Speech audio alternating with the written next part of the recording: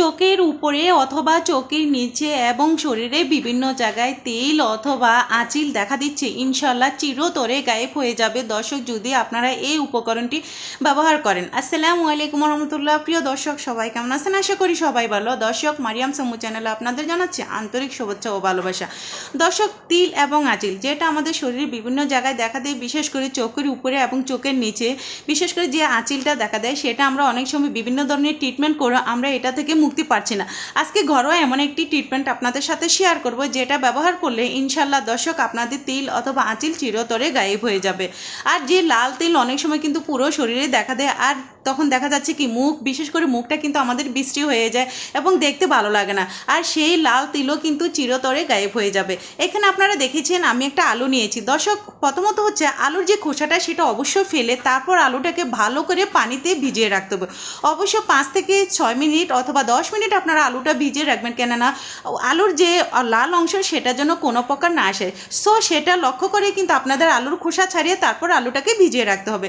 সব থেকে সহজ পদ্ধতিতে দর্শক আজকে আপনাদের সাথে শেয়ার করব যেটাতে তিল অথবা আঁচিল চিরতরে গায়েব হয়ে যাবে। এই যে দর্শক আপনারা দেখেছেন অনেক সময় আমরা খোসা সহকারে যে আলুটা নিয়ে থাকি সেটার লাল অংশ কিন্তু দেখা যায়, এটা একেবারে সাদা ফ্রেশ একটা অংশ। আর এরকমই কিন্তু যদি তিল অথবা আঁচিল থেকে আপনারা মুক্তি পেতে চান তাহলে এই জিনিসটা অবশ্যই এইভাবে নিতে হবে।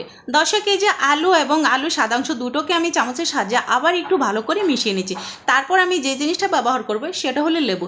সামান্য কয়েক ফোঁটা লেবু আমি এখানে ব্যবহার করতেছি। আর লেবু ব্যবহার করার উদ্দেশ্য হলো দর্শক দীর্ঘদিনের ময়লা আবর্জনা থেকে অনেক সময় কিন্তু এই যে আঁচিল তিল এসব কিন্তু দেখা দেয়। আর এই যে লেবুর কয়েক ফোঁটা এটা কিন্তু আঁচিল এবং তিল অনেকটাই কিন্তু হালকা হয়ে যাবে, কেননা লেবুতে প্রচুর পরিমাণ কিন্তু ভিটামিন সি রয়েছে। বিশেষ করে দীর্ঘদিনের দাগ, চুপ এবং মেস্তার দাগ, পিগমেন্টেশনের সমস্যা, ওপেন পোর্সের সমস্যা দূর করতে 100% কাজ করে।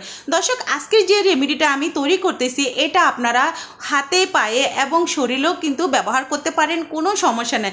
মেস্তার দাগ যদি দূর করতে চান সেক্ষেত্রেও আপনারা এটা ব্যবহার করতে পারেন, এটা খুবই উপকারী একটা জিনিস। দর্শক দেখুন এইভাবে কিন্তু আমি খুব ভালোভাবে মিশিয়ে নিচ্ছি। তারপর আমি যে জিনিসটা দেব দর্শক সেটা হলো কোলগেট। আপনাদের হাতের কাছে যে পেস্ট থাকে আপনারা সেটাই ব্যবহার করতে পারেন।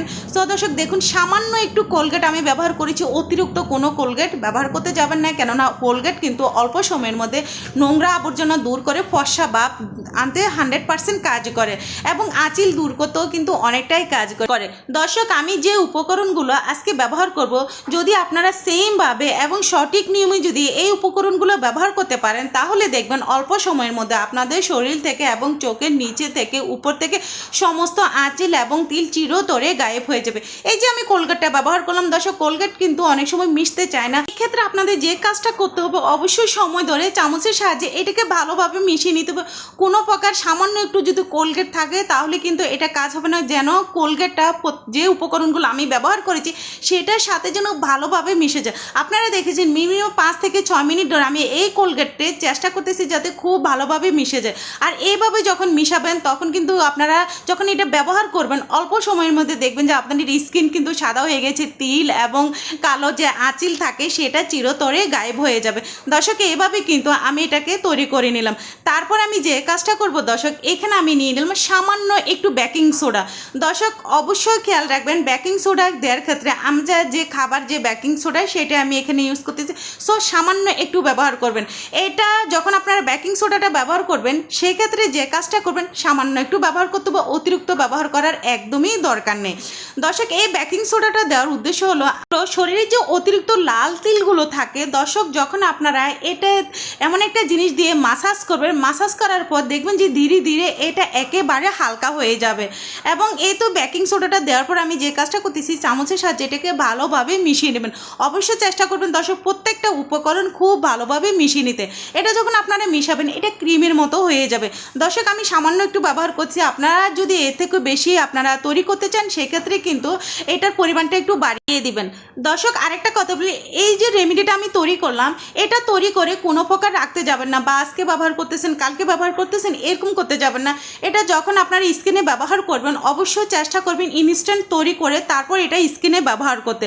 এটা রেখে ব্যবহার করলে কোনো কাজে আসবে না। সপ্তাহে শুধুমাত্র 2 বার এই জিনিসটা ব্যবহার করবেন, দেখবেন যে এক সপ্তাহে যখন 2 বার আপনারা ব্যবহার করবেন ধীরে ধীরে আপনাদের শরীর থেকে সমস্ত তিল আঁচিল একেবারে গায়েব হয়ে যাবে। তারপর আমি যে জিনিসটা ব্যবহার করলাম দর্শক, সেটা হলো কর্নফ্লাওয়ার। 100% এখানে কর্নফ্লাওয়ারটা আপনারা ব্যবহার করবেন। কর্নফ্লাওয়ার আমাদের স্কিনকে ফর্সা করতে এবং গ্লোয়িং করতে কাজ করে। বিশেষ করে দর্শক, দীর্ঘদিনের ময়লা আবর্জনা দূর করে স্কিনকে একদম সতেজ রাখতে, নরম সফট রাখতেও কিন্তু কাজ করে এই কর্নফ্লাওয়ার। এবং এই কর্নফ্লাওয়ার যখন আপনাদের স্কিনে ব্যবহার করবেন, দেখবেন যে ধীরে ধীরে তিল এবং আঁচিল একেবারে গায়েব হয়ে যাবে, একদমই থাকবে না। এই ক্রিমটা তৈরি করার পর তারপর আমি যে জিনিসটা করলাম, একটা সাইডে আমি রেখে দিলাম। তারপর আমি যে জিনিসটা ব্যবহার করছি দর্শক, আপনারা দেখেছেন, আমি এখানে নিয়ে নিলাম সামান্য একটু চিনি এবং অ্যালোভেরা জেল, এই দুটো জিনিস দিয়ে তারপর এখানে আমি সামান্য একটু গোলাপ জল ব্যবহার করেছি। এই তিনটে জিনিস খুব ভালোভাবে মিশিয়ে নেবেন। দর্শক, অনেকেরই ধারণার বাহিরে এই যে আমি চিনি ব্যবহার করেছি এবং অ্যালোভেরা জেল ব্যবহার করেছি, গোলাপ জল ব্যবহার করেছি, এই তিনটে জিনিস দিয়ে একটা জেল তৈরি করে তারপর আপনারা স্কিনে মাসাজ করবেন। যেখানে যেখানে আপনাদের লাল তিলগুলো থাকে বিশেষ করে, সেখানে সেখানে আপনারা এটাকে খুব ভালোভাবে মাসাজ করবেন। দর্শক, খুব আলতোভাবে এবং সময় ধরে এবং শরীরের বিভিন্ন জায়গায় এটা যখন মাসাজ করবেন, দেখবেন যে লাল তিল একেবারেই চলে গেছে। আর আপনারা হাতে পায়ে মাসাজ করার সময় এবং ঘাড়ে গলায় কিন্তু লাল তিলগুলো একটু বেশি দেখা দেয়, মুখের মধ্যে দেখা দেয়। তো সেই ক্ষেত্রে এইভাবে আলতোভাবে যখন আপনারা মাসাজ করবেন দর্শক, ইনশাল্লাহ আপনারাই ম্যাজিকের মতো অবাক হয়ে যাবেন যে একেবারে তিলগুলো ধীরে ধীরে হালকা হয়ে একেবারে গায়েব হয়ে যাবে।